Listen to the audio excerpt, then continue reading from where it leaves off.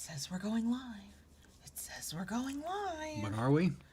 I don't know if I'm really here until my existence is validated by others, but until then, hello. Hi. Kayla Lords. John Brownstone. Of Loving BDSM, where we help kinksters like you have happy, healthy power exchange relationships. This is our weekly live stream while we record our audio podcast, available on all podcast apps on Fridays. And yes, after the live stream, the video is still available to watch. We are here 9 minutes before the official start time. So if you arrive later, but before I put in timestamps and you don't like idle chit chat or just sitting around hanging out and you want to get to the meat of everything, fast forward by about at least 9 minutes. Sometimes I run long.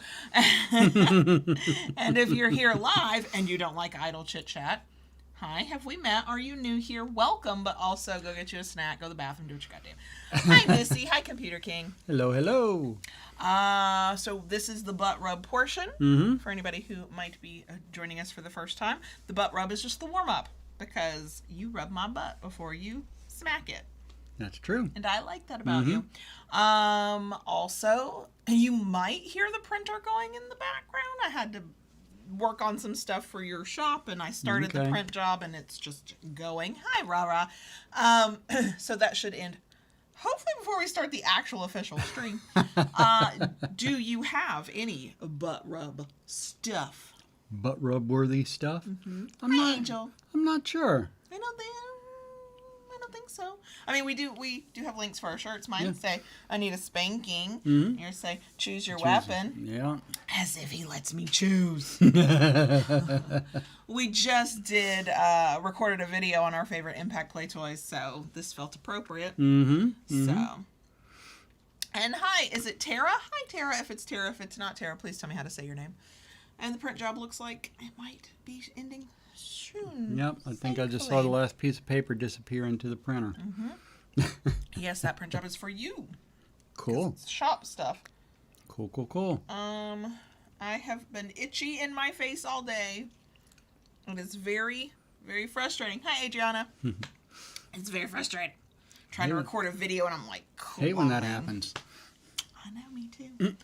Our coffees today are a mix of the cold brew that we each had this morning, added with some mocha cold brew made with almond milk. It basically tastes like a chocolate milk, and I'm here for it. Hi, Silent Wing. Oh, works for me. I know, it's delicious. I did add just a little. Oh, good. I'm glad, Tara. Hi, Pacifist P. I added just a little of the peppermint bark sugar-free sweetener for you. Okay. Would you like to be called Albus or would you like to be called Dumbledore? Either way, I am delighted. And hello. Right? Hello to Germany. And hi, David. And you're welcome, David. We're glad we can help. So we got 6 minutes. What is going on? I can report that, okay, so next week we'll do our Wednesday live stream, and then we go on a break for 2 weeks for the holidays. Yes. And over that time, there's a lot going on, but one of the things going on is I am getting a haircut. I've booked it. I found the person. I found the place.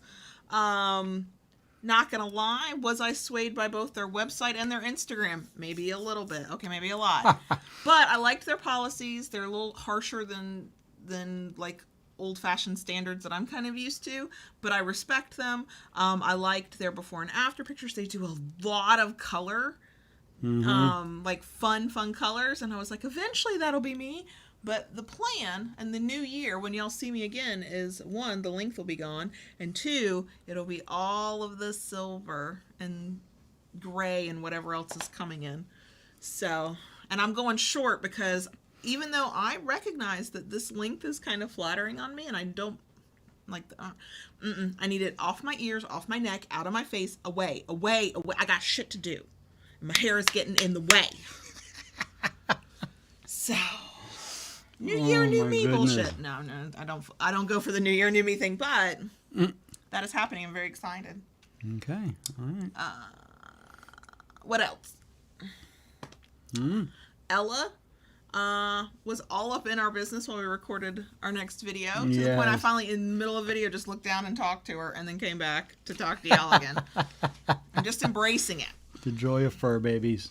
Lola didn't really snore. No, she didn't. She been napping today? No, she's just been So laying about. She's saving it up for the stream. She'll snore during the stream. Yeah. No, she's just been kind of laying on the love seat.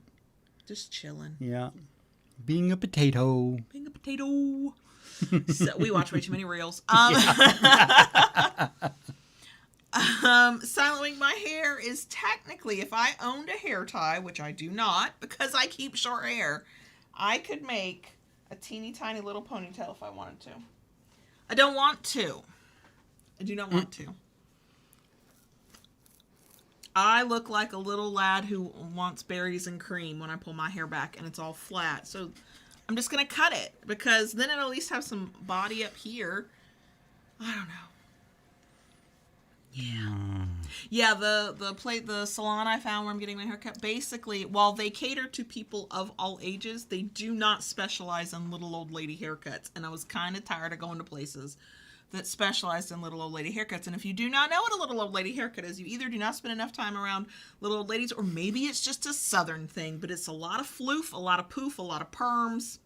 Yep. It's like the same cut for everybody over a certain age, and and I don't want that cut.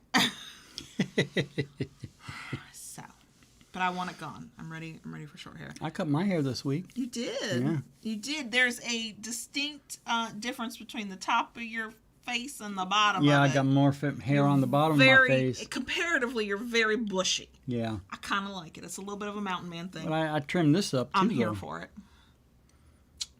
You trimmed other things I've seen. I don't know what you're talking about. I was actually a witness to that trim, too. You were.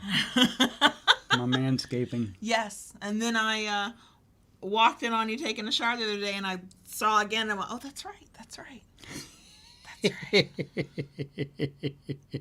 So. Yes. Juniper, the higher the hair, the closer to God. That is true. That's.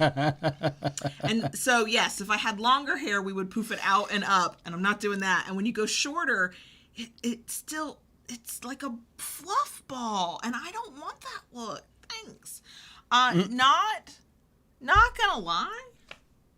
The 16-year-old told me that my previous haircut that I've since grown out over the past 6 months, he was like, it makes you look like a Karen, Mom. Oh my. I love teenagers. They're our future. They're our future if they survive. Well, see, how do you look like a Karen? I mean, a Karen's an attitude. I know, but there are certain types of people who have that attitude that, in his mind, apparently have a similar look. And then I looked at myself in the mirror after he said it, and I was like, God damn it, I think he's right. Whatever. Whatever. It's fine. We are a minute out from officially starting, for anybody who's wandering in and going, what the hell is going on around here? We don't know either. The printer did stop. The dog's not yet snoring. The cats are not circling and meowing. Yeah. So, hey, let's see how long all of that lasts, all that peace and quiet lasts. Hey, Tayshu. And hi, Juniper, because I never actually said hi to you. Welcome, everyone. Yeah, you were waiting for that moment, weren't you? Yeah.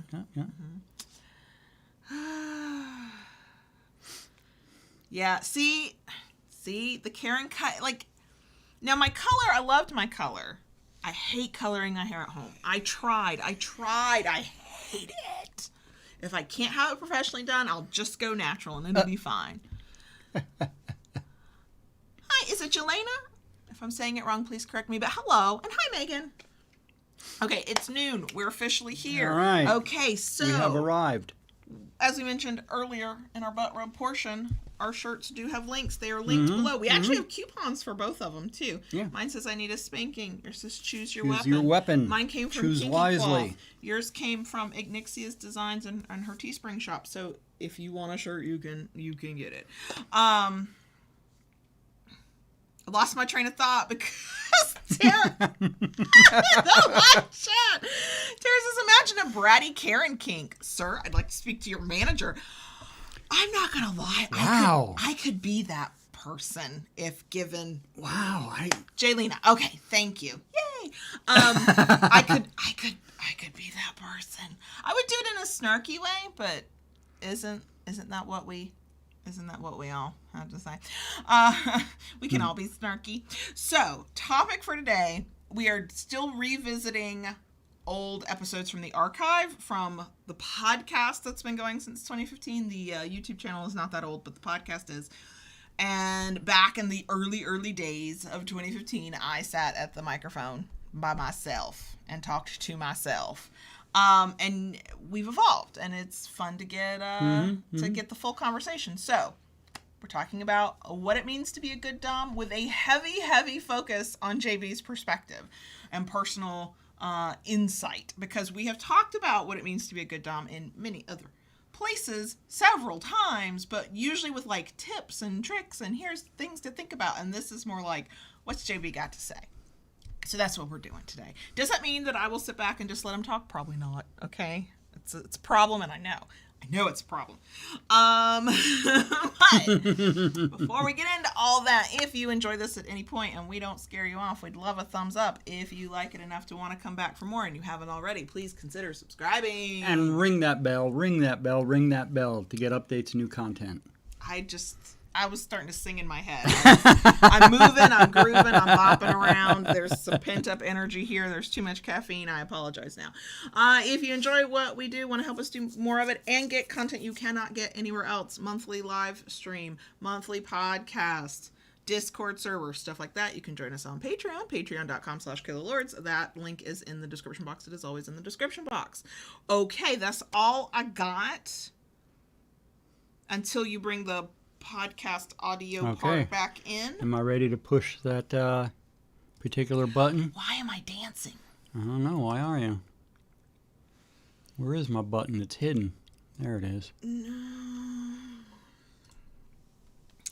Okay, so before we get into this week's topic, I almost forgot this announcement, and I should be ashamed of myself. Yes, you should. As of the day of recording, which is a Wednesday, December 8th, the Kinkery has a little bit of a sale going on. We're offering free shipping on U.S. orders, sorry to our international friends, of $35 or more. No coupon code required. Make a purchase as long as it's $35 base. Ta-da. You got a thing. Free shipping. Free standard shipping. Standard shipping is what we send through USPS first class packaging. It's the slower transit. We're doing the sale now. We're calling it the 6 days of Kinkmas because I saw somebody else do a Kinkmas promotion, and when I like that idea, I shall use it. Because our recommendation for U.S. orders, if you are ordering a Christmas gift, is that if you're going to go with standard shipping, which is our least expensive shipping offer over at the Kinkery, thekinkery.com, is to place your order by December 13th. While nobody can guarantee when a package will arrive through the U.S. Postal Service, that gives it the best chance of arriving if you're trying to order for Christmas. After the 13th, we recommend using expedited shipping, which is more expensive, but it's like 2 to 3 business days. So we thought in the run-up to that deadline we have imposed as our best recommendation, we'd offer free standard shipping. So thekinkery.com. Anything as long as the order gets to $35 post any discounts or whatever, you get free shipping. And we're shipping every day. We're getting packages out as fast as we can for folks. Okay, that's it. Thekinkery.com runs through the 13th of December, 11:59 p.m. Eastern Standard Time. Now, let's get into... Why are you scrolling on my notes? Oh. Why are you scrolling on my notes? So, this is a redo of episode 3. I've said that already. Episode 3 was pretty short, like 10 minutes. Mm-hmm. I went through, from my perspective, what traits I believe a good dominant possesses. I went back through that and went, oh, I still feel that way. I don't have anything to add. And then I realized in September on YouTube, we did a short, for us, a short video, specific to that with a lot of the same traits and characteristics. Mm-hmm. And yes, it was both of us that time, but it was not a full discussion. And I was like, well, we're doing this whole thing where we're revisiting older episodes and having fuller conversations. What can we talk about? And then, again, for the 3rd episode of this, I was like, maybe we should actually ask JB what he thinks. Epiphany. I should be ashamed of myself is what should happen. I'm not, but I should be. So if what you're trying to get to is, well, what is a good dom? I'm new to this, or I've gone through some really bad ones, and what are my examples? I have linked to those videos, podcasts in the places, so you can go get the real quick, here is what we think makes a good dom. And that is just our opinion, and people get to disagree with us, and that's okay. But I want to ask JB what he thinks. So, first, what do you think when you think of the idea of a good dom? Like, what comes to your mind? I know what comes to my mind. His name's John Brownstone. A good dom is good. Oh, God. This is why, for those of y'all who complain that I talk too damn much, that's why. That's why.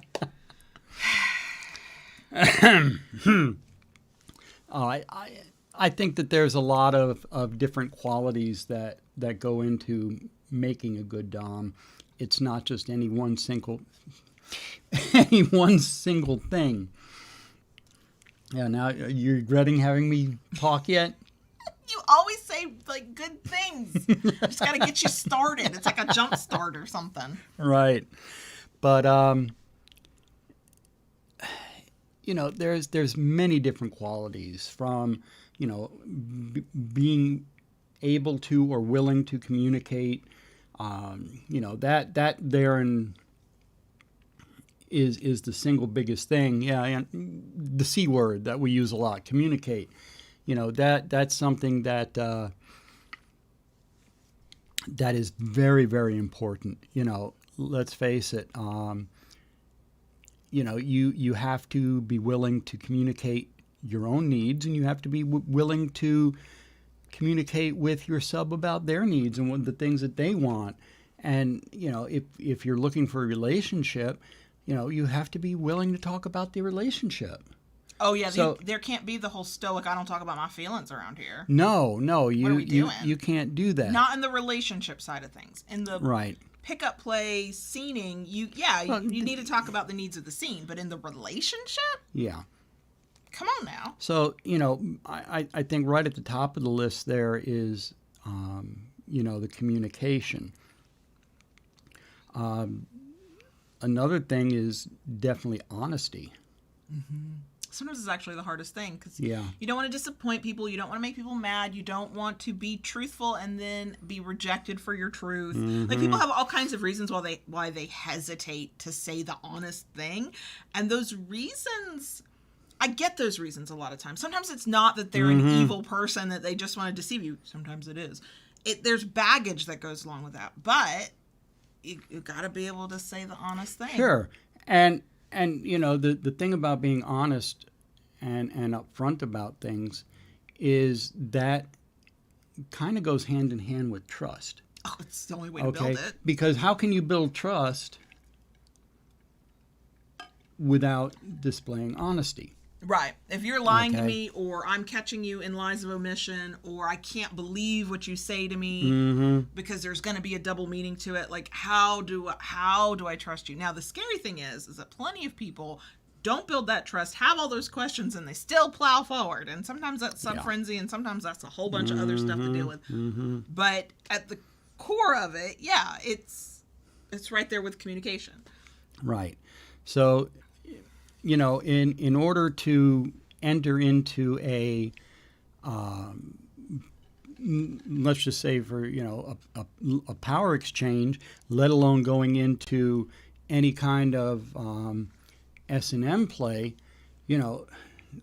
honesty and trust is a big thing. Because if as a sub, you're willing to give control to somebody, one, you have to trust that they're going to respect your boundaries, which is a big thing. You see so many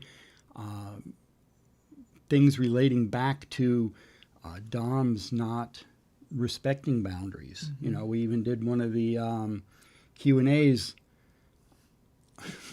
on some of that stuff that had gone on. And did I rant for 20 minutes yelling into the microphone? Why yes, maybe I did. Absolutely. Because I got thoughts on that. Absolutely did. And you know, respecting boundaries, respecting safe words. You know, these are all important things. But you know what? I think that goes both ways, because I know you tend to talk of it from the respecting your submissive safe words, your submissive boundaries. But there's also the thing that gets forgotten a lot is, and it gets forgotten by both sides of the slash, you have to respect your own boundaries. You have to set your own boundaries. You got to maintain your own boundaries. Sure. You have to not be afraid to safe word out. Just last week's episode on the Reddit reaction? The Dom was concerned because they had safe worded out, and what would this mean about how their partner perceived them? And Absolutely. it is, when I say understandable to me that people have this question, it is understandable because of the way we as a collective tend to view dominance and doms and kind of the expectations we have for them. Then add over the layer of that the heteronormity of what it means to be a cis man and how, you know, you're supposed to like conduct yourself. And that's whether you're, you know, dom, sub, switch, whatever. But if you're inhabiting both those roles, then you get that extra toxic layer of it. And so, you know, it is understandable to me that people have those questions, because I understand how we as a community tend to look at that kind of behavior. But it is a sign of self-respect and understanding that you have to keep yourself safe just as much as you have to keep your submissive safe. Sure. When you will use a safe word, when you will go, no, we're not doing that. That violates a boundary of mine. No, that's my hard limit. I am not a kink dispenser. We're not doing that. That's not how I, you know. And in some cases, doms tend to be better placed to be able to do that because you're kind of leading those conversations sometimes. Yeah. And it's, you know, if you're telling your submissive, okay, what's your boundary? Then, of course, you're expected to then share your own.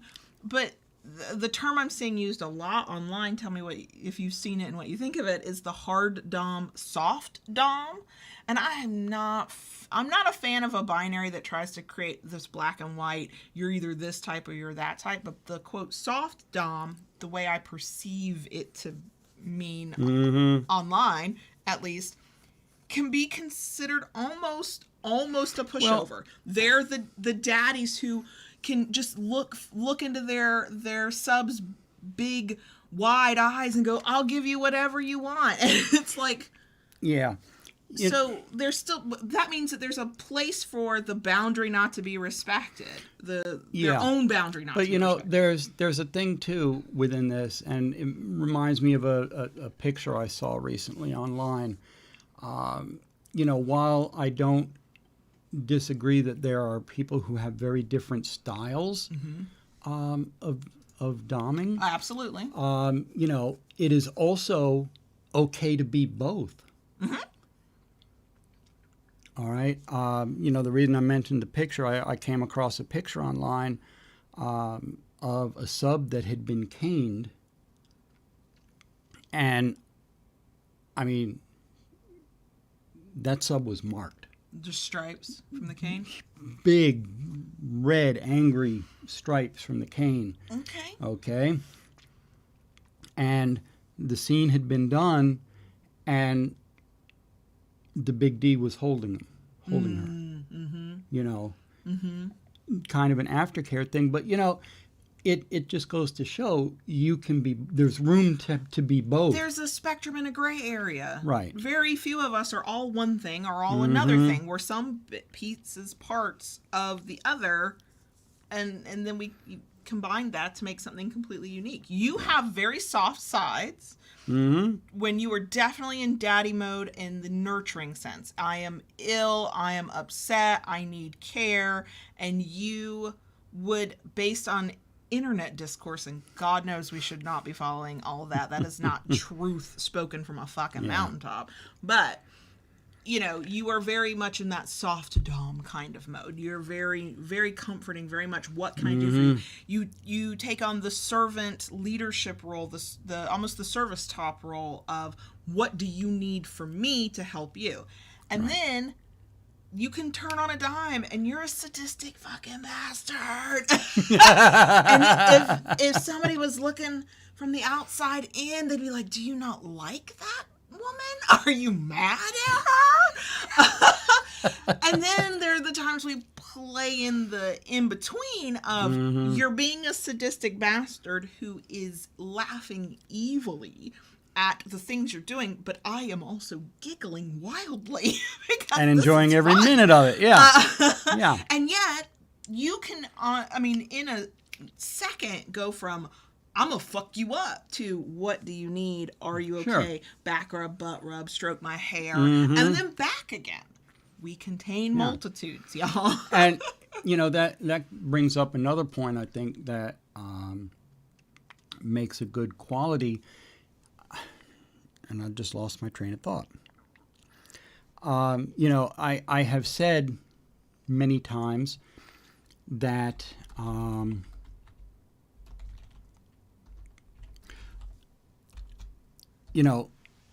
being a dominant, you are in control but not controlling. And it's often thought, as a big D, you're in control of the little s. Mm-hmm. But it also means that you are in control of yourself. Oh, yeah. You talk a lot about being in self-control. Yeah. Self-control is so important because how can you be in control of others? All right. And push boundaries in a respectful way. Push boundaries within boundaries, basically. Yeah. And be in charge of someone when you can't control yourself. Mm-hmm. I also then sometimes would like to just take some subbies by the hand and maybe shake them a little bit and go, how can you let somebody who cannot control themselves control you? Mm-hmm. Like, what are we doing here? What are we doing here? Mm-hmm.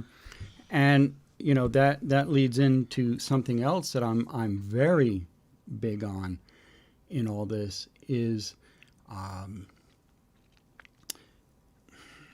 accepting responsibility. Mm-hmm. Mm-hmm.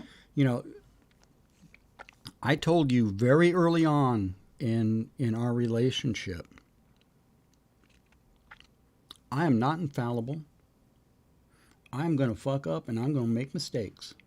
That's huge for building trust because nobody wants to fuck up. Nobody wants to make mistakes. Mm-hmm. But the person who is humble enough and has humility enough and is responsible enough and is sort of self-aware enough to go, Mm-hmm. yeah, I'm going to fuck up. I'm not going to mean to. I'm going to try not to, but Right. it's going to happen. That's a breath of fresh air. Again, when we add on the layer of how you were socialized and raised as a cis man and what, masculinity was sort of taught to you and what that's supposed to mean. To be able to admit before you make the mistake that you're going to make a mistake. Mm-hmm. It's a little strange to hear, or at least it was for me from a submissive perspective. One, because that was not the way I saw doms portrayed online and or portraying themselves. I kind of had that experience with my partner before you, but not a lot. He was very much wanted to be the stoic kind and wanted to be like really self-possessed and sort of always in control of himself, which is a good thing, like we just talked about, but also just like managing how I perceived him, I think, a little bit. Okay. So he kind of admitted it, but not as openly and straightforwardly as you did. And so it was a little bit of I had the Lola with the ears cocked kind of moment. But also it was comforting. It was it was a way, one path of many that was like, I can trust this person.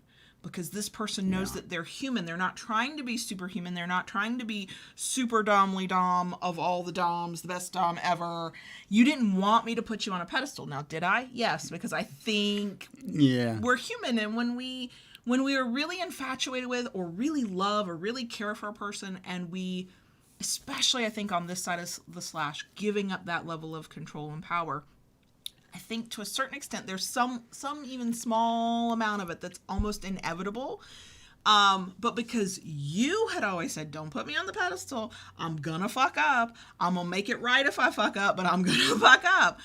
When you fell from that pedestal, it was not this devastating crash. It was not this, who are you really? Who am I in this relationship really? It was the inevitable that you had warned me about. Mm-hmm. And then, and this goes back to communication and honesty and, you know, all of that. You did what you always said you would do. You owned your mistakes. You apologized. If there was a thing you could do to make it right, you made it right. And so instead of it being a fall from grace and then a major cleanup on aisle 3, it was he did what he said he would do. Which then allowed me to, I mean, had already been together long enough that we were in love. I wasn't going anywhere, but it solidified the trust even more. Like, can you make concrete even harder than it already is? I don't know. But if you can, that's what happened. Reinforced concrete. Oh, okay. How did I bring a construction metaphor into this? I'm sorry.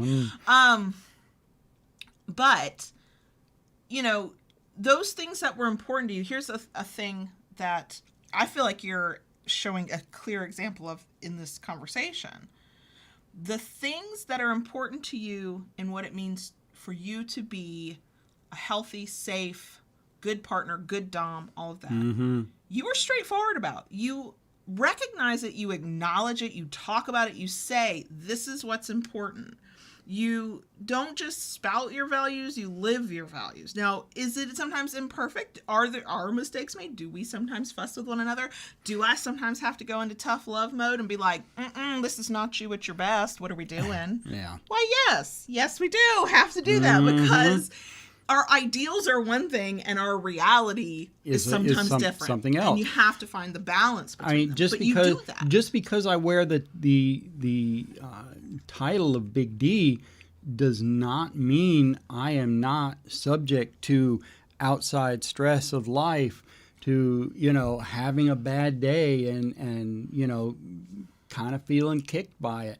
So, you know, being a Big D does not make me a Superman.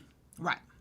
Doesn't make anybody a Superman. And I don't think it's fair of the other side of the slash to do that to a dominant. Mm-hmm. There's a part of it that's kind of fun and exciting and enticing to be like, you are larger than life. You know, even you, there are times, especially early days when we were getting to know one another and we were spending a lot of time in deep conversation and fantasizing, especially with long distance. Lots of conversation, lots of fantasizing. Even then, I kind of went through is he reading my mind? Does he just get me? And yes, there was some of that, but it was also yet another trait of a good dom is that you don't just say what you've got to say. You listen and you take that information in and you pay attention.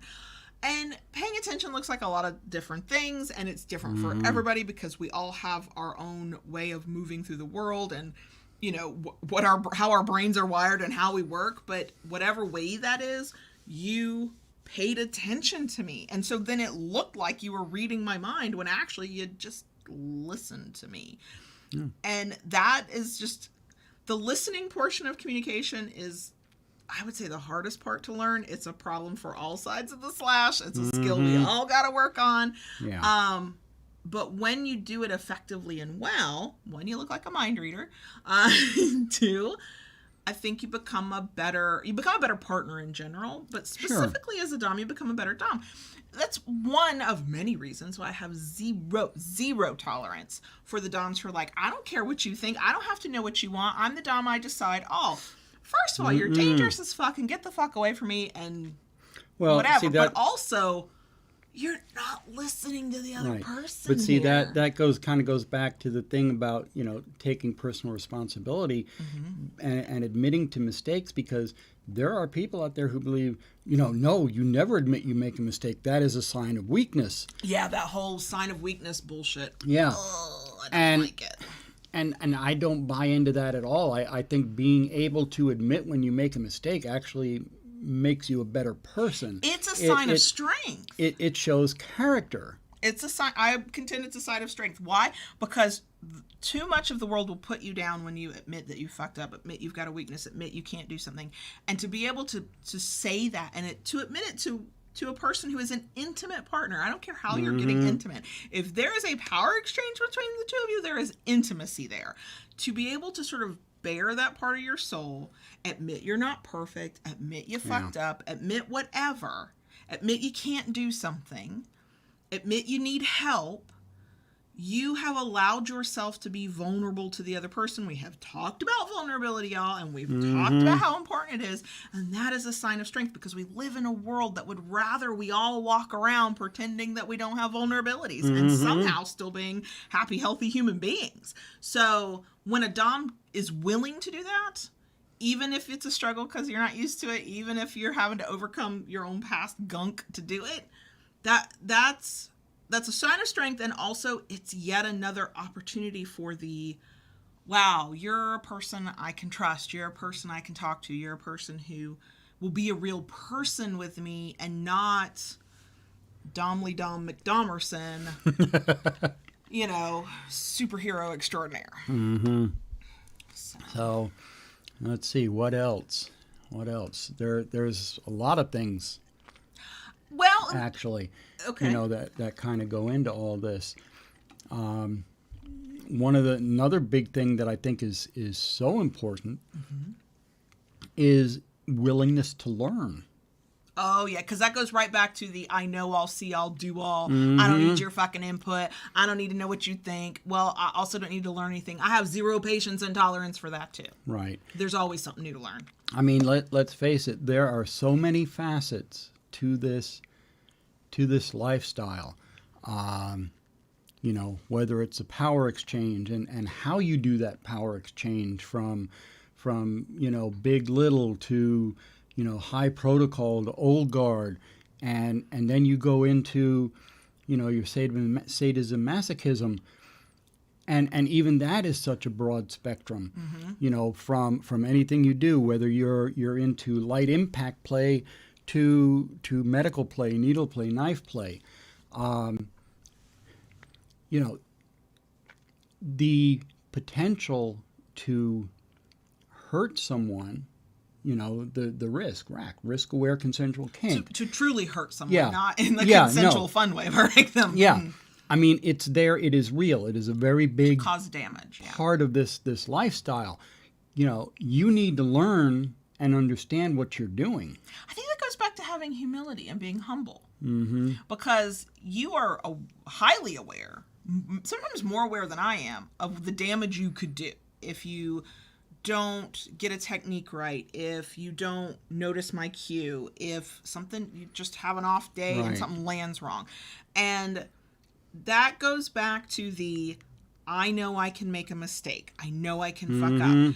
And I think when we think about admitting that we're fallible, because we all are,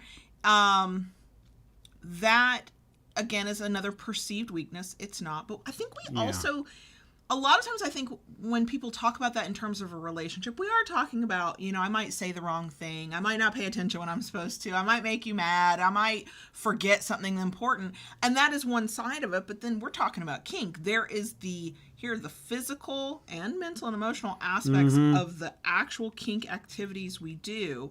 And again, I have zero tolerance and patience for the Doms out there who are like, well, I'm not going to fuck up. I'm not going to make a mistake. I don't need safe words or check-ins or this or that because I don't fuck up. Y'all, what planet are you living on? Yeah, the fuck you do. Now, just because nobody's called you out on it ever doesn't mean shit. And you recognizing that you could screw up does not mean you don't play. It doesn't hold you back from going out and having fun. It makes you just like the tiniest, a little bit more cautious than you might otherwise be. And so therefore your mistakes are fewer and further between. I want to continue playing with you, yes, not just because I'm married to you and I love you, but because, hello, it's a good time had by all. We need to remember in the bonus section to talk about the foray out into your workshop. Thank you very much.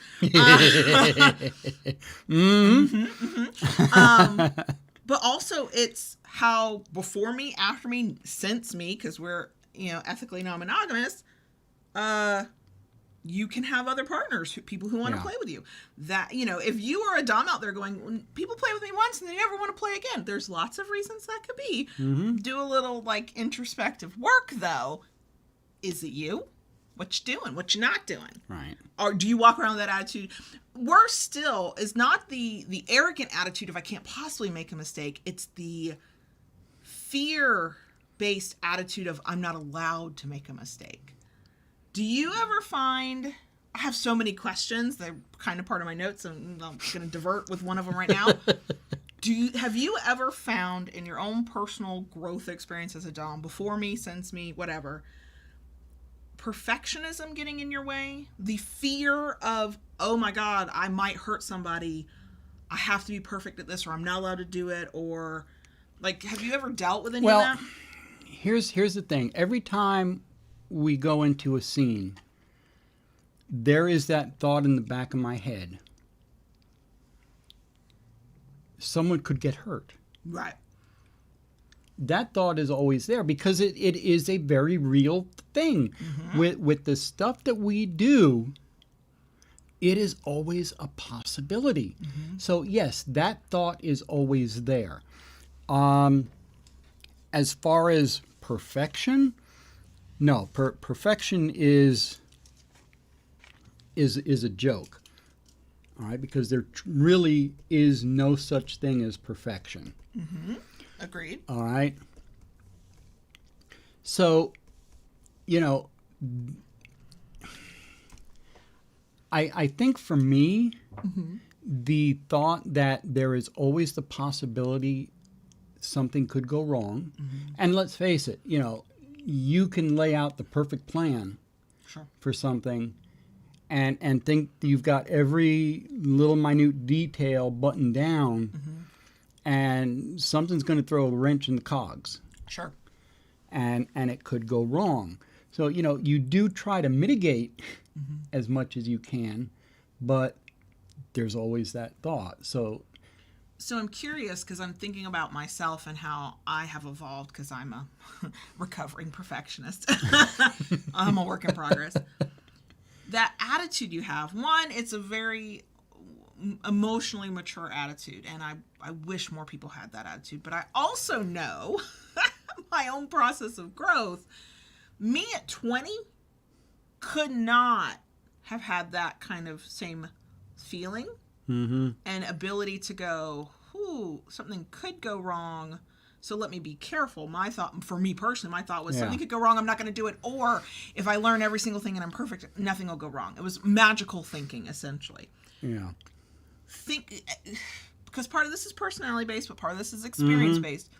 That attitude you bring to it about how things could go wrong, so you just have to be aware and risk aware and all that kind of stuff. But do you see that as something that you have grown into over time, either from pre-kink to post-kink, or even in your kinky life, early days to now? Is that an experience thing? Yes. Okay. Yeah, that is something that's come more with experience, from watching. Sure. Okay, because even in my early days, I used to love going to the clubs and dungeons and watching scenes. So, yes, this is something that has come of time. That does not surprise me. I just, because I'm sure there are some people out there who that's their personality. There's something within them that from early days, that's just how they view the world. And if that's you, great. But I think many of us have to learn that through experience, through the times that we were too far one way or the other and hadn't found that balance yet. We were overly worried, so we over prepared. We didn't worry enough. We didn't prepare enough. And then you find your middle ground. Go ahead. I was going to ask, and I know you had other things, so I don't know how this fits in, but it's like, ooh, I want to kind of see where this takes us. So we're talking about what it means to be a good dom. Yeah. And of course, in our binary way of thinking, a lot of times that means there must be a bad dom, the evil person who's not allowed near submissive kind. And those people do exist, and that is true. How do you feel? What do you see? Give us your thoughts. I don't have a formulated question other than these words. On there's bad doms and there's uneducated doms, and some uneducated doms are also bad doms, but that means that bad air quote around that bad doms who educate themselves can become good doms. Sure. And I know you said it here, you said it in many episodes, all of this is a learning process anyway, so Sure. we can always be better than who we were before. But in your thought process of, you know, the responsible dom, the good dom, how do you see the uneducated versus just the Well, like, where does that fall for you? Okay. I'm going to use a couple of examples here. So one of the first examples I can think of goes back to one of the early munches that you and I used to attend. And there was someone there who was a regular attender at that munch. And there was a person who was a dominant that showed up. And for whatever reason, he singled her out. And even though they had never met before, he started giving her orders. Yeah, see? I don't like that. Yeah. I don't like So here's going to be the difference. You know, she basically told him, you know, look, I am submissive, but I am not your submissive. I have someone who is my dominant, who is my master. And also, we just met 30 seconds ago. What are you doing? Right. Okay, so an uneducated person would take that, oh, okay, I didn't really understand how this works. Right. As opposed to what he did, he kept trying to push it. I don't like that either. Okay? So, you know. And you know what kills me? There's a very good chance he was uneducated, but because of all kinds of reasons, no humility, no respect for others, no strong, like, understanding of boundaries, no, you know, the arrogance of, well, I've decided to do this, so I'm right, or the fear of, I can't admit I'm wrong, that's somehow a weakness. All that other gunk that people have to walk around with sometimes.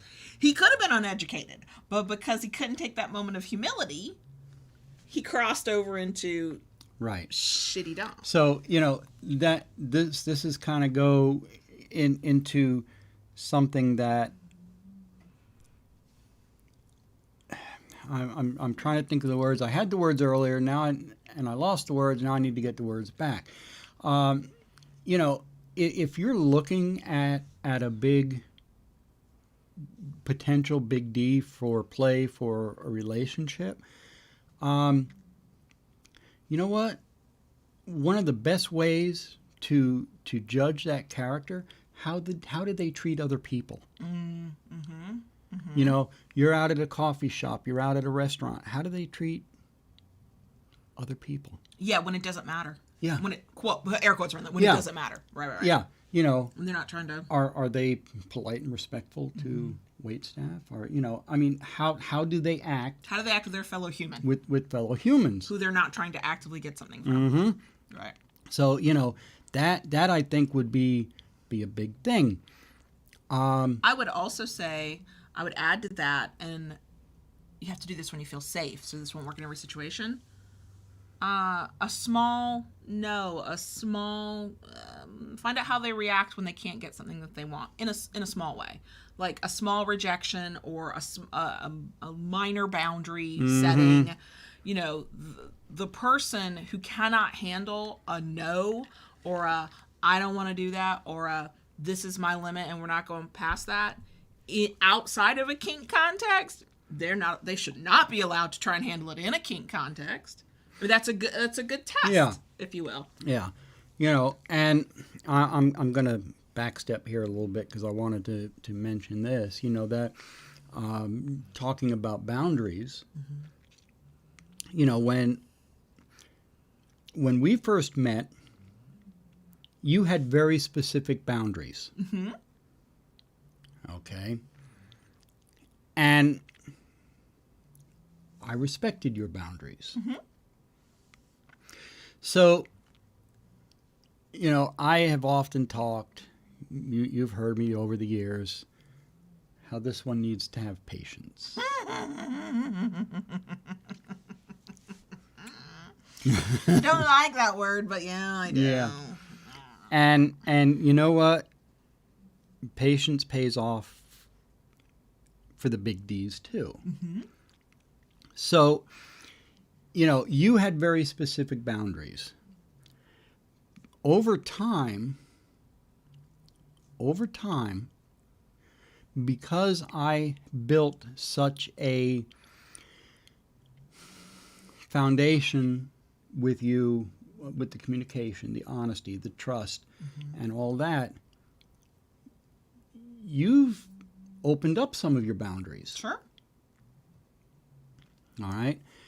And even in certain things, like knives are still a hard limit for Sure. you. Okay. But I found a workaround. Mm-hmm. It gives me the feeling of playing with a knife that's not going to, so by being patient and, not, can we do this? Can we do this? Can we do this? Yeah. Oh. I want to do that. Can we? Especially with the power imbalance. Yeah. When the dom pushes, depending on the submissive, and we're all different, too many submissives will feel the pressure to give in to that. Right. Or you're maybe like me and are like, fuck you, I'm not giving into it. Thankfully, I have that ability these days. 20 years ago, maybe not so much. And now a relationship that might have been okay if, our example dom could have gotten their shit together. It's over because you push too hard. Because there's, for some, not all submissives, there is the desire. We want to give our dom what they want. We sometimes wish we could. Sometimes we think we're failing if we don't, even though it's a boundary and we have our reasons for our boundaries and whatever the gunk is in our own head that we're dealing with. And to lean into knowing you have power and control and a partner who wants to give it up to you, to push and push and push, is the exact opposite of a good dom. Can it come from being uneducated? Sure. But really it probably means you've got some other not so great traits maybe you need to work on, quite frankly. But, part of that is the lack of patience doesn't just mean you rush into stuff and accidentally get hurt or cause problems. Yeah. It can also mean you drive a partner away or you pressure them into a situation that then later they have to deal with, and that relationship may not continue or may not be able to continue, or you've scared them in such a way that you're the gross predator that you're trying not to be. Well, then what are you doing? Yeah. We don't push and push and push at somebody because we know we have the power. Little S's should not push and push and push either. I don't need anybody to remind me of that. I'm aware, but in this context, that is an abuse of power as the dom to do that, because we have this exchange going on, and presumably your partner wants to give you power and control that you want to have, and it is difficult and painful and hard to consistently deny somebody that you want to not have to deny, but also to have to fight a boundary and be like, that's a fucking boundary. Why are we talking about this? Patience is key in so many things for so many reasons. Absolutely. Because even with the thing with the knife, before I even made my first wooden knife, I came to you and was like, what do you think about this? I know this is a limit to you, but what about in this aspect? If you had said no, sure, okay, it's off the table. I wouldn't even. But you know what? You set the foundation years ago by respecting the boundaries that I had, even though they were tight. They were about who I was at the time and what I'd gone through and what I believed about myself and other people and all kinds of stuff. They were close, small, lots of boundaries. You respected them. You communicated with me. You were who you said you were. You were vulnerable with me. We, grew that trust between us. And you didn't push. You didn't use your power for evil instead of good. And so even though there were cookies on the dark side, I didn't go over there. Look, I'm over here on the dark side. Our cookies are delicious, but our cookies and our dark side is not evil. Thanks. But that gave me the space to come into my own a little bit, learn more about things that I didn't know about, you know, about, I don't have to, nobody has to give a reason why we're setting a boundary. But there are lots of reasons why we set boundaries. Some is past experience and fears, and some of it's just things we know we don't like. And sometimes it's based on ignorance of a thing. We don't know about a thing except this one little piece of information, and we know we don't like that, so we create a boundary. Right. And the nice thing about boundaries is we as individuals get to decide if we're going to open them up, close them down, change them in some way. That's for us to decide for ourselves. You gave me that space while also being a person I could trust, while also learning with me and growing with me in power exchange, so that I was free to go, well, we could try that. Plus, I knew you. I knew that if I said, yeah, let's try that thing, and we tried that thing, and I didn't like that thing, and I went, no, that still does not work for me, you would respect that. You had proven who you were for so long up to those points that then I could do that. And that's part of the patience thing that we've taught. We've done episodes on patience, too, because I fucking hate that word, but it's so important.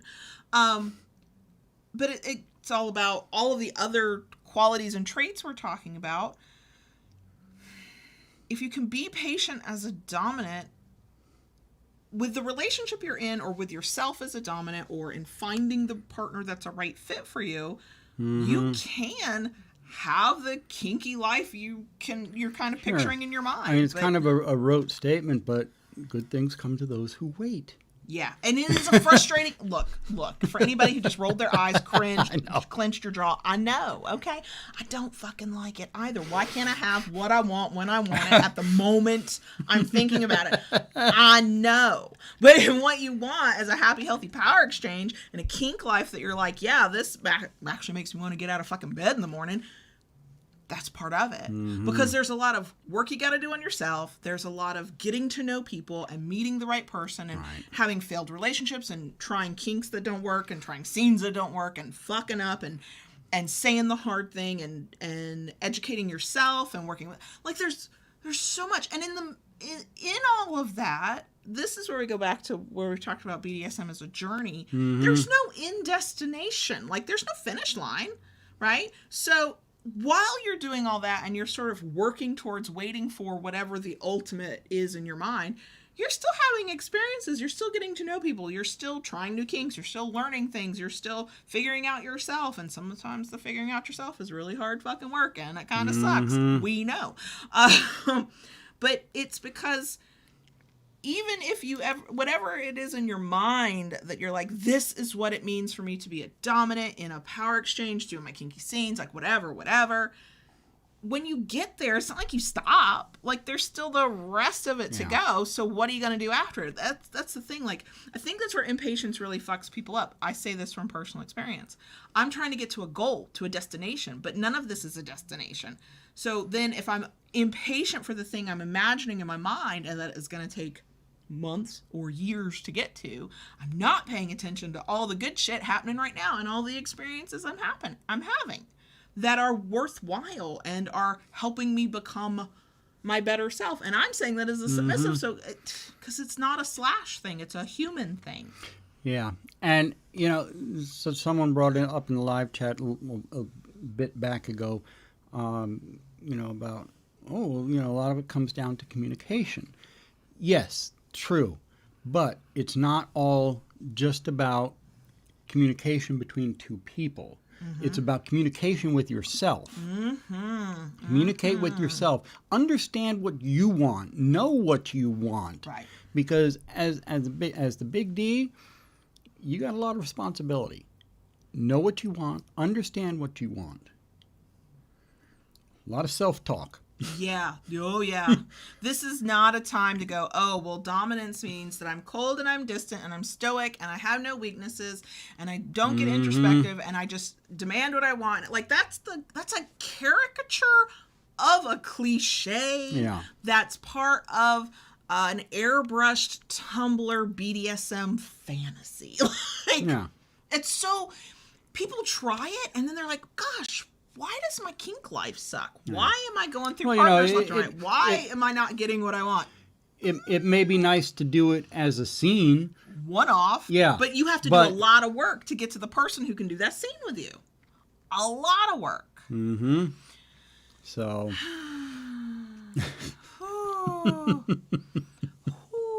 And I also think that even if your goal is not a long-term power exchange relationship, your goal is just to like go have the kink scenes and experiences that you can't stop thinking about.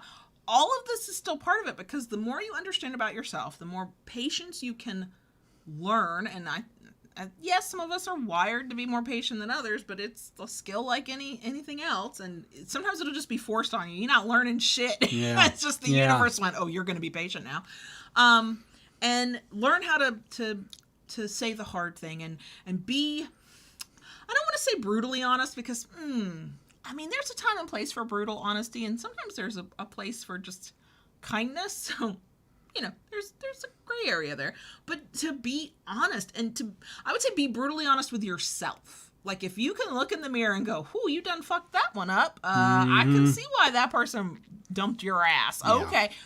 And then work on it. Not use it for self-recrimination, not use it to beat yourself down, but use it to work on yourself and to become better. To be able to take feedback. That's another one you kind of alluded to when we were talking about uneducated versus, quote, bad, is being able to take feedback. First of all, your entire power exchange experience will be about feedback. If you're topping, bottoms tell you what they want, what they don't want, what works, what doesn't work. When you're negotiating relationships and scenes with a submissive, we get to do that too. The way we do it might be different because of whatever other structure you've put in place for your power exchange, but feedback is part of it. I have to be able to tell you, you hit the wrong spot there. That landed wrong. This thing's too tight. And if you have this complex of, I can't handle feedback and everything I do has to be perfect and right and good because I did it, we're going to kill everything before we even get started. It's going to hurt the relationship. It's going to hurt the trust. It's going to cause problems. It's going to put me at risk. And all of that leads into, I guess we can't play anymore. I guess we can't be in this relationship. Right. Being able to take feedback is hard. It is difficult. It's not easy for everybody. I struggle. It's my I wrote down perfectionism and power exchange as a potential topic because I realized I have things to say. So, you know, the thing is though, you know, I keep saying, but that is difficult. You're right. That is difficult to overcome a thing or to relearn or to retrain yourself or to, but as cliche as this sounds, a lot of the good shit, some of the best shit is difficult. You have to work for it. You got to work hard for it. And working on yourself is part of that. We talked about this in, maybe it was that episode, the original episode 3, maybe it was in other conversations. I know we had this conversation when we did episodes on mental health. And there was this, it goes sort of hand in hand with the, if I have a weakness, does that make me a bad dom? Of course not. Weakness is not an inherently bad thing. We were talking about doms, I think somebody asked, well, what if I have like crippling anxiety or depression or something as a dom? Does that mean I can't be a dom? Well, of course not. But it goes back to, are you willing to the best of your ability and the access you have to take care of yourself? Right. Are you willing to, if you need meds, are you willing to take your meds? If you need therapy and have access to therapy, are you willing to go? Like, you don't have to be a perfect person. You don't have to be some sort of superhero. You don't have to be mentally, physically, emotionally healthy and well to be a dominant. That's not what it's about. But also, if you have the means to take care of yourself, I think we also did it in the self-care episode, you have a responsibility to that. Because how do you take responsibility for somebody else when you are not taking responsibility for yourself? Dominants need self-care as well. Sure. Okay. Again, it's not something you're exempt from just because you wear that title. Right. You need it as much as anybody else. And I sometimes I want to say and maybe more, but I think that's a fallacy of like the dom has to do more. It really, there's a fairly equitable division of mental, emotional, and physical labor in a power exchange relationship. Each side is doing their part. That's how the two sides come together, is to make the whole. Everybody's got to kind of give 100% of what they can for it to fit together. So I don't like to go, well, of course doms really need to do that. You have lots of responsibility. I'm over here like, as a sub, I got responsibilities too. But I think it's a different way of focusing on the conversation. Because you have those responsibilities, because you're saying you want to take on those responsibilities, you have then the extra duty of care to take care of yourself. It's just like when we talk about self-care for submissives, you cannot pour from an empty well, okay? That's right. Yo, doms, you're not in the greatest position to make tough decisions, to be risk aware, to take care of your partner when you're struggling. And that doesn't mean that if you're struggling, you can't be a dom. Like, I always feel like I have to say that 85 times because I feel like somebody's not going to hear that the way they need to hear that. Because absolutely you can be, and absolutely you can be going through it on all kinds of levels, and your submissive can support you in that if you're in a relationship and they're able to and willing, and y'all can work through it together, and it doesn't make you any less dom. I think that's a part where I see people who could become a really good, solid, dominant, and be the kind of person that, you know, has a happy, healthy power exchange relationship, is having the kink scenes in their fucking life, whatever it is you're trying to do. And they go down another path because they also think they're supposed to do it on their own, and they're supposed to somehow be always in self-control and always perfect and always whatever for their submissive, and that if they let their submissive see them in these moments when maybe they're struggling or maybe they need help, that's not a service kind of thing or not the power exchange kind of help, that somehow they're letting down their submissives. Now, is it possible you might have a submissive partner who is not equipped to, not willing to, and cannot help you and cannot be that partner that you need? Yeah, and that is unfortunate, but I'd much rather y'all figure that out earlier rather than later, and I'd rather you talk about it like adults and go your separate ways or figure yourself out, but not allowing yourself to be seen in that way. You are not being a good dom. You are not being a great dom is what I'll say, because you are now going to impact your power exchange relationship and just the relationship with this other person by hiding things, by pretending things. We got eyes. We're paying attention. I promise you, if you are in a power exchange and your submissive is the type who is like, I'm here to take care of or submit or serve, or they're kind of up your ass with it. Like, I am that type. I know whereof I speak. We know when something's up. My biggest fucking pet peeve of this delightfully amazing fucking dominant sitting next to me is when he tries to tell me something ain't wrong. Baby, I'm paying more attention to you than I am to anything in this house. I ignore my children. I don't mean to, but I sometimes ignore my children because I'm laser focused on my dominant partner. You cannot tell me something's not wrong. You might not know what it is yet, but I've already clocked you, okay? True. Now, is some of that my own childhood trauma? Yes, we should do an episode of something of the sort at some point. But some of us we're just watching because we're like, okay, what do you need? How can I help? I'm here to, especially 24/7. Like, our whole lives are wrapped up in ya. Yeah, I know when something's wrong. Don't fucking tell me it's not, because now I can't help you. Now you're not being truthful. Now I have to doubt what you're saying, and all these good qualities you've been showing, you've just thrown out the window for these 30 seconds where you thought you needed to be stronger than you are. That being said, if you have a partner where you have learned that if you tell them this thing that you've perceived as a weakness and they treat you like shit, that's a deeper look at your relationship. What are we doing? I didn't mean to go on a rant in your episode. I was wondering, and you did. You pulled it out of the hat. I get mad, is what I'm saying. Okay, right. So I want to ask.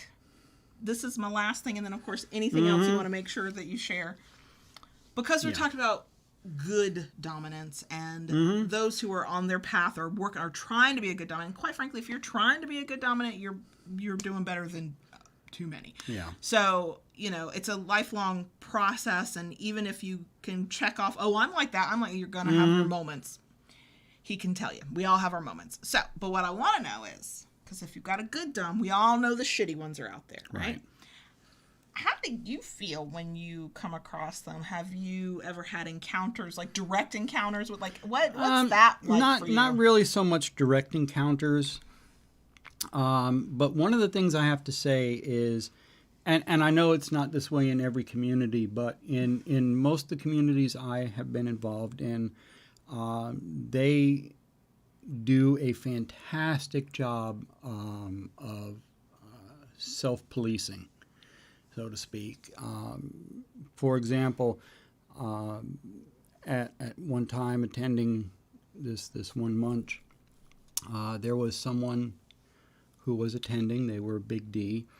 And, we all attend munches with our own comfort level for what information we wish to give out. Mm-hmm.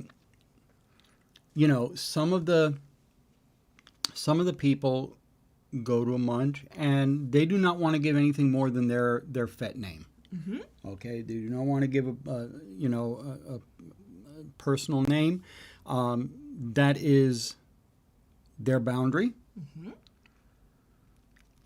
And so be it. And in this one community, there was someone that came in, and this person, having no comfort level with other people there at the munch, not knowing anybody, mm-hmm. was going. Now I don't know if they were socially awkward, mm-hmm. which is a thing. But they were going around asking people very personal information.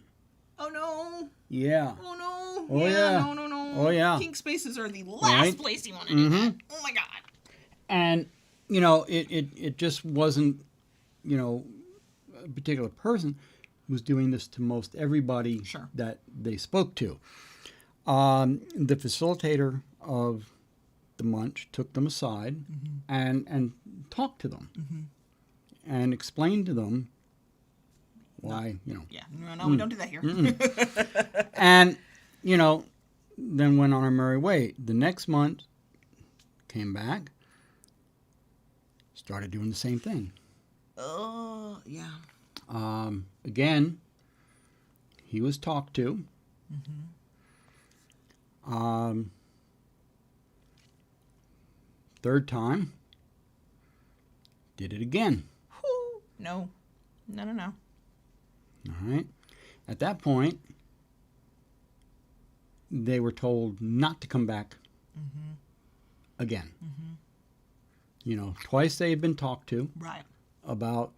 So, that's why I say I am grateful in most cases that the community does police themselves fairly well. Because we know we'll get comments. Yes, not every community environment is like this, and yes, there are toxic communities out there, and we know. That's why when you find a good one, when you find a healthy one, it's like you don't want to let go of it. It was very sad for us to actually move away because we were like, that's actually a really good community. Mm-hmm, we found a good community since, but it was still like, oh my god, that's a really good community. Yeah. So it's kind of tough. When meet a shitty dom, I guess first thing would be, to kind of see where they're at sure. first, or because there's kind of a, shitty out of ignorance. Right. Again, it goes back to if you give light criticism or you just sort of matter-of-factly go, hi, I see what you're doing here, and this, mm-hmm. we don't do this, and here's why. And without the judgment and without the derision, how do they respond? If mm-hmm. they respond with one, oh, okay, oops, my bad, I apologize, whatever, and then change their behavior, mm-hmm. then, okay, somebody came in, did something out of ignorance, but again, it's that trust thing. I mean, I go to the munches. I have built a rapport with most people there that, they know about my life.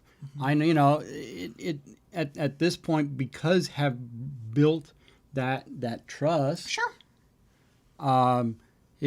That it's a family. Right. What's going on with the job? Did you. That's part of the consistent social interaction of just slowly getting to know people and right. being a presence, and then that happens over time a little naturally, and that's just how it works out in some cases. I think that. And some people, I do think, try to jumpstart and get to step 5 before they've completed step 1. Yeah. That's a patience thing. Mm-hmm. But I don't know. I don't think it's the job of every kinkster to educate every other kinkster you come across. There's all kinds of reasons why we might personally not be in the right space and the best person to Sure. do that. I do think if you're going to call yourself a community leader and you're going to organize a munch or you're going to hold an event, you take a responsibility to be like, no, we don't do that here, and here's how we roll, and can you play in our sandbox within our rules? Let's find out. Yeah. And I don't know. I just, part of me, the ranty, angry side of me is like, toss them all in the fucking dumpster. Just, Yeah. but also the part of me that is like overly empathetic is like, but what if they just don't know any better? Yeah. And they just need somebody to say it to them in the right way and in the right tone. And I don't think either extreme is the right answer 100% of the time. I think most of the time it's somewhere in the middle of, what's your pattern of behavior? Have you made this a thing you... Okay, well, maybe you do need to go sit in the dumpster for a few minutes because you're getting on our nerves.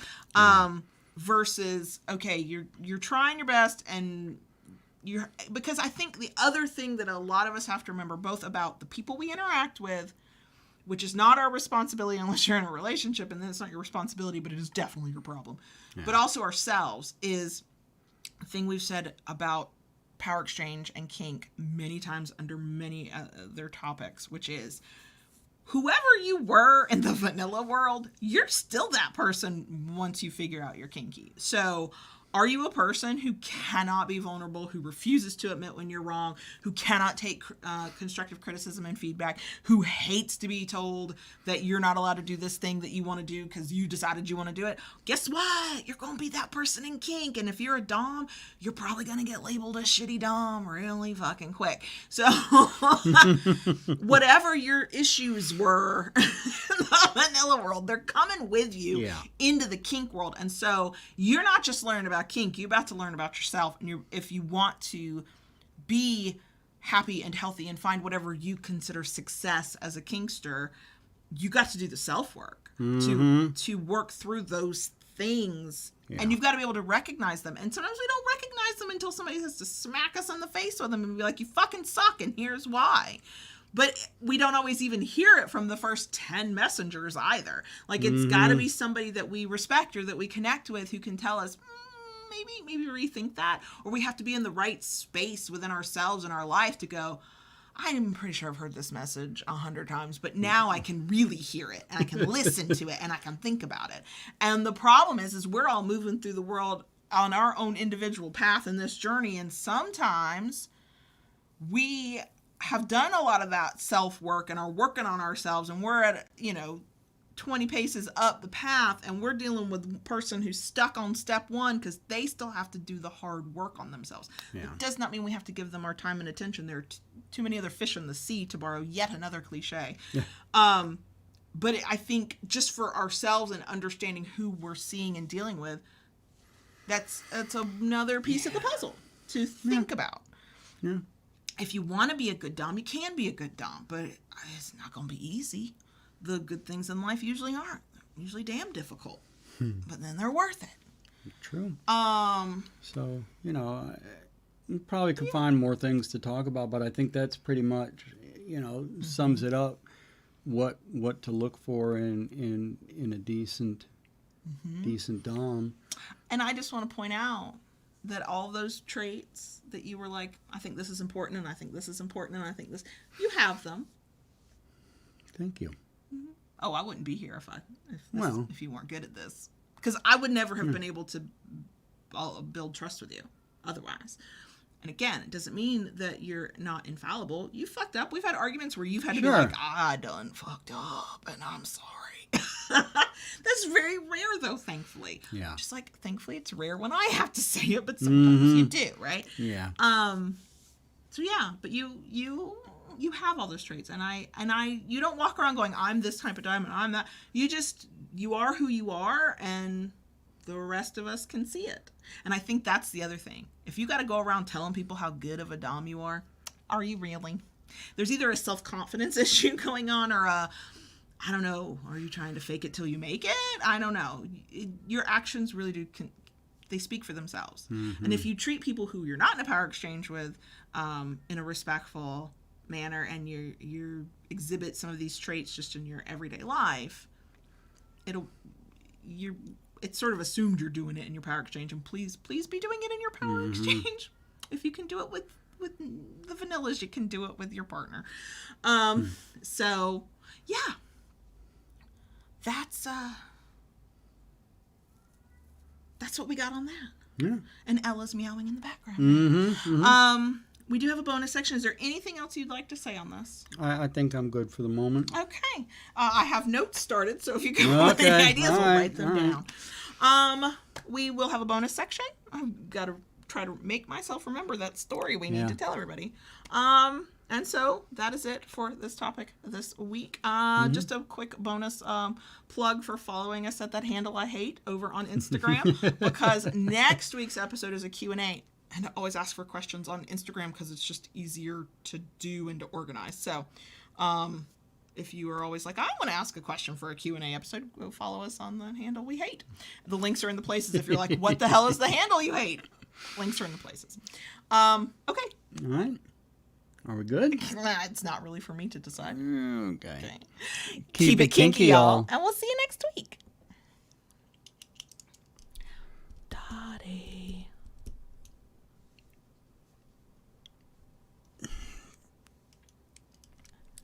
You and I are going to have talk, girl. We are going to have a serious talk, you and I.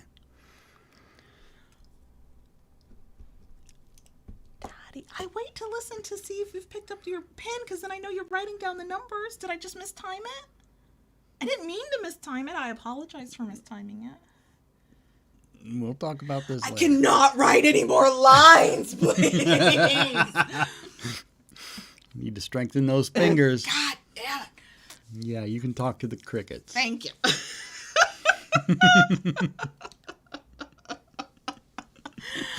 Oh my God. I love you so much. Even when you're a rat bastard. Especially when you're a rat bastard. Did I call you a rat bastard in the video we recorded earlier today? I think I did. I do. I say it. It's a term of endearment. I should put it on a shirt for you. I have started using my Cricut, which is just a cutting machine, to a fuller capacity, and I've made t-shirts this week, and y'all be careful because a bitch could be persuaded. It was holographic foil that goes on shirts, and it's gorgeous. Anyway, so trip to, I keep wanting to say Woodshed.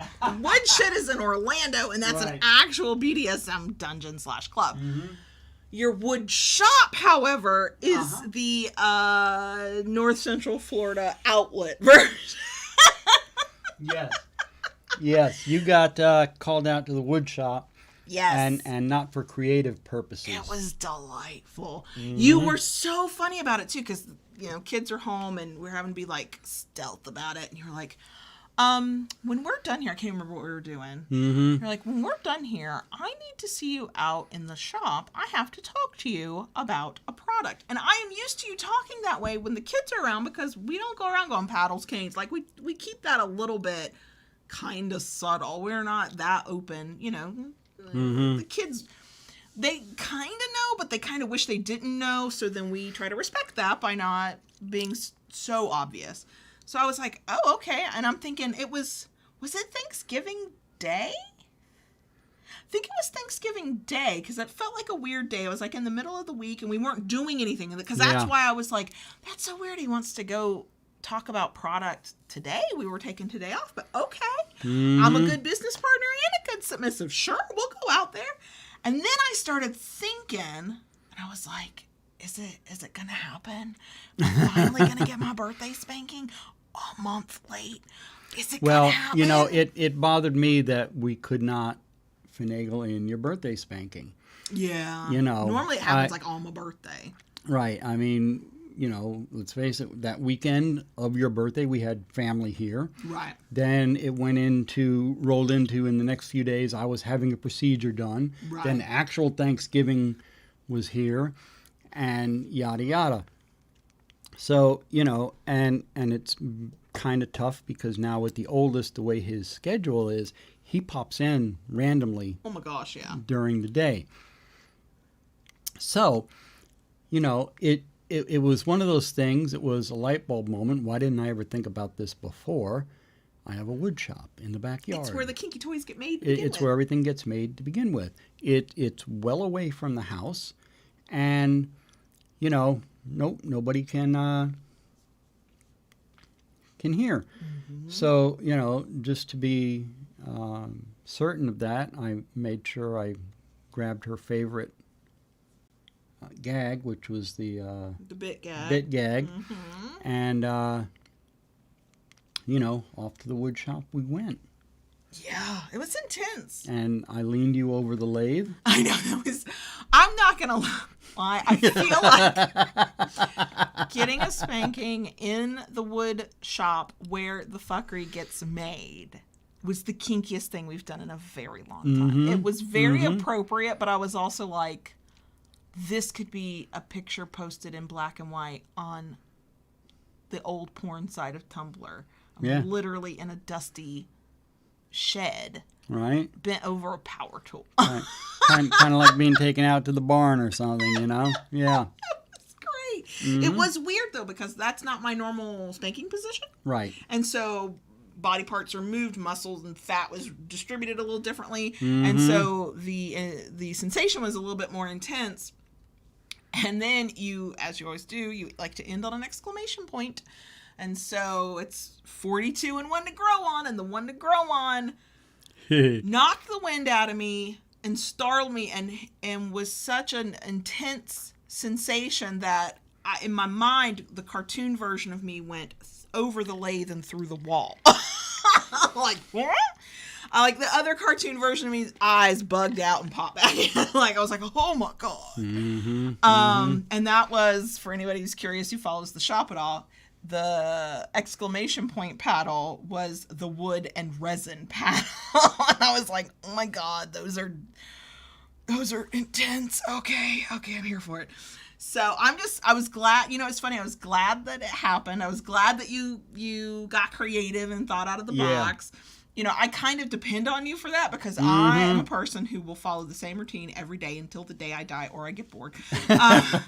And I'm like, well, why would we do something different? And I had always depended on you in our power exchange to like come up with something, a little whatever. And it was nice to see that again. And then we were both very calm for the rest of the day. Yes. We were very much like, okay, life is correct now. Thank you. So, but that was a very fun afternoon. It was fairly quick. I mean, you didn't drag it out. You didn't speed it up. Like if we had tried to do it in the bedroom on a day when we didn't know who was coming when, you probably would have had to move a little bit faster. Yeah. But you also didn't draw it out so that it was like agony either. You're really good at finding the rhythm of that. I really appreciate that about you. Yeah. So yeah, it was delightful, and all was right with the world for at least a few minutes. It was great. And also now I can't complain about that, which true. I'm pretty sure you like that too. Yeah. Yeah. So yeah, that was the belated birthday spanking. It was. Yeah.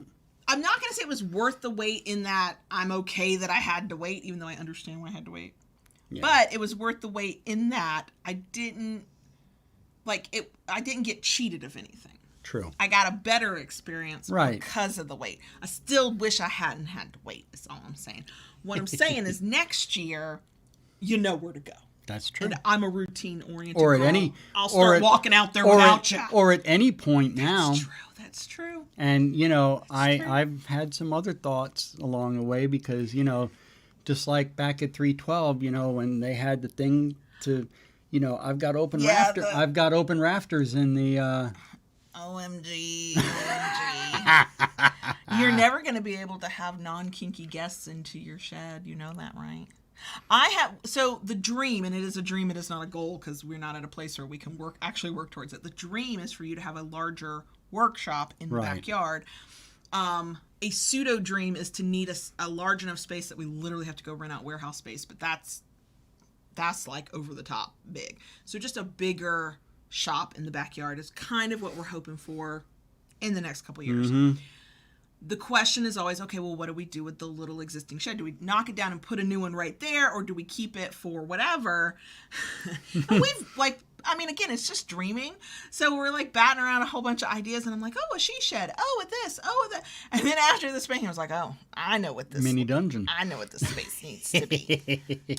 Hopefully, the people in the woods, they literally live in the woods on the other side of our fence, are open-minded. Or just not prone to calling 911 too quickly, because they would probably be the ones who would hear stuff. But it's far enough away at the back of the backyard for our house and our neighbors with their yards that unless I was screaming literal bloody murder, they wouldn't. Yeah, they wouldn't. I think that would be worthy of putting some insulation on the walls. Then at that point, if we turned it into our own outdoor Florida dungeon, yes, we would need to do it upright. Yeah. In other news that has nothing to do with our kink life, but it is nice to turn the bonus section into a kinky bit because we don't have enough of that. The fur babies are great. Lola is currently snoring. Finally, she wasn't settling for a nap earlier, and now she's settled down. The cats are the cats. They're all fine. It looks like we might be getting the car that was in an accident on October 15th back either this Friday, the day the podcast episode goes out, or next Monday. I won't know for sure until I call on Thursday to find out. I called yesterday, which was Tuesday, and was like, hi, can you tell me when my car is going to be ready? But that was the funniest thing ever. So I called the body shop, and I'm dialing it, and I'm just like, do. And this voice that I couldn't tell, was it a woman or was it a kid? Like, I could not tell. They did their voice funny, and then they went, Joe's something shop, Joe's plumbing or something, and I went pool hall. I thought you said Joe's pool hall, but it was like a weird, and I was like, somebody's pranking. Did I dial the wrong number? Did they let a kid answer the phone? What is happening here? So it's like, hi, this is insert legal name here. I'm calling about my Corolla, and the person who answered the phone, apparently after she picked her jaw up off the floor, went, oh my God, I'm so sorry. The caller ID showed our mechanic's name and number, and that's who I thought I was talking to. Oh my gosh, I'm so glad I didn't talk dirty to you. And that is when I started laughing and went, look. Because she said, I wondered why you were so quiet. And I was like, because I didn't know what the hell was going on. I go, look, if you had talked dirty to me, I still would have gone quiet, but I wouldn't have been offended. I was trying to let her know that I was her people. And I was not mad, but also I found that hilarious. But also, could you just tell me about my car? So then we got to talking, and she's like, oh, it's being painted now. I don't know exactly when it'll be ready. Call me on Thursday. So the thing about that, of why I was calling of when can I have my car back, is we have to take the rental van back to Enterprise. And the 30 days is either the 9th or the 10th. I know how to count to 30. I counted to 30 on the calendar. The 30th day is December 9th. We checked it out. It's not like a library book. We got the rental car on November 10th. And what I tried to call Geico this week. That's our insurance company. I tried to call Geico. And I was like, look, is it 30 days and then I can return it on the 10th? Or do I need to return it on the 30th day, which is the 9th? What day am I supposed to return this car? Because I'm trying to time this out for the least downtime of 2 cars in the house as possible. After I waited on hold for 50 minutes for Geico, which is what you do when you call Geico, and the whole time they've got an automated message going, for faster service, you can use our app. And I'm like, bitch, I would love to use your app, but this will not help me. That poor girl answered the phone and went, you don't have an auto adjuster assigned to this. Here comes Ella on our table. You don't have an auto adjuster assigned to your claim. Are you fucking kidding me? We've been with this claim since October 15th. What? She's like, so I can't tell. And also the authorization was only until December 1st. I went, well, tough luck. It's now December 6th or whatever. I've still got this damn car and I'm keeping it until I have to turn it back in because we don't have another car. Okay, well, I'll have somebody call you. And that's when I made the executive decision. We'll just turn the damn car in on the 9th, which is Thursday, and hope we get the car back on Friday. Yeah. But we don't know. We don't know. So, and now Ella is Okay, so I don't know what it sounds like on the mic, and I'm sorry for podcast listeners who cannot see what is happening, but Ella is on the recording table. Her tail is swishing around the microphones. She's now in JB's lap and is purring loudly. Did she point her entire asshole at a microphone? Why, yes, she did. Yes, she did. These cats are after my own heart. They love a good butt rub. This is the first time I've seen her go on anybody's lap other than the 16-year-old. No, she got on my lap the other day when I was sitting with my dad. I'm sorry, I misspoke. You were the second person. Like, I saw her do it yesterday, and now she's doing it again, but you were the only other person I've seen her do it to, and she is loving on you. She does not want to get in my lap. I don't know why. No. So, yeah, that's the car saga. Yeah. We're just hoping that in a few days we have the car back. Right. The paying for it's going to be painful. I mean, the insurance paid for everything up to our deductible, but we have a gross deductible. So, yeah. Anything else? No, I've just been busy. Kinkery's having the sale. Just a reminder. Okay. I went to the lumber yard yesterday, the sawmill. You did. And got some new stuff to work with.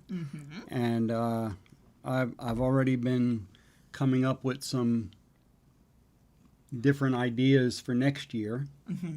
Yes. Oh, we've got plans for 2022. Yep. It's exciting. And did that. Actually even started milling some of the wood already.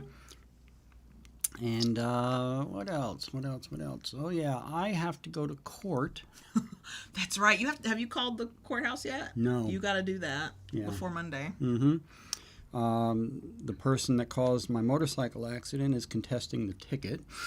So JB has to go be a witness and go, why, yes, I was hit by a literal fucking car. They better be glad they didn't ask me to be a witness. Be like, Your Honor, let me explain to you what the fuck happened here.